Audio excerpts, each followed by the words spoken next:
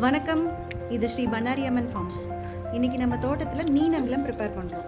So அதுக்கு first வாழைப்பழம் எல்லாம் நல்லா க்ளீன் பண்ணி நல்லா பிசைஞ்சு அதை எடுத்து வச்சுட்டு, கூடவே நம்ம மீன் பேர்ச்சம்பழம், அப்புறம் நாட்டு சக்கரை, இது எல்லாத்தையுமே ஒரு மிக்சராக ரெடி பண்ணி அதை நல்லா கலந்து விட்டுட்டு அதை ஒரு 22 days ஒரு ஏர்டைட் கண்டெய்னரில் போட்டு அதை 3 days கழித்து அகெயின் அதை எடுத்து திருப்பி ஒரு தடவை நல்லா மிக்ஸ் பண்ணி விட்டுட்டு அதை மூடி வச்சிடணும். அதுக்கப்புறம் 22 days கழித்து தான் நம்ம அந்த ப்ராசஸ் பண்ணதவே ஓப்பன் பண்ண போகிறோம்.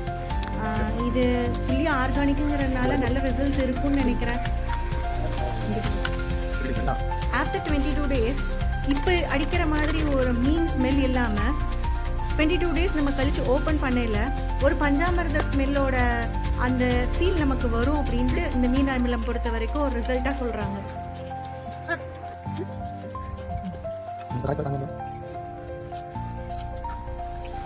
இப்போ நம்ம ரெடி பண்ணியாச்சு.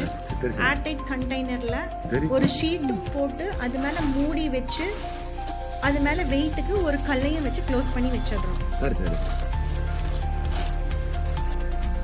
இதில் நமக்கு பெரிய செலவுன்னு எதுவும் கிடையாது. மீன் வேஸ்ட்டு, நாட்டு சர்க்கரை, பேர்ச்சம்பழம், கொஞ்சம் பொறுமை.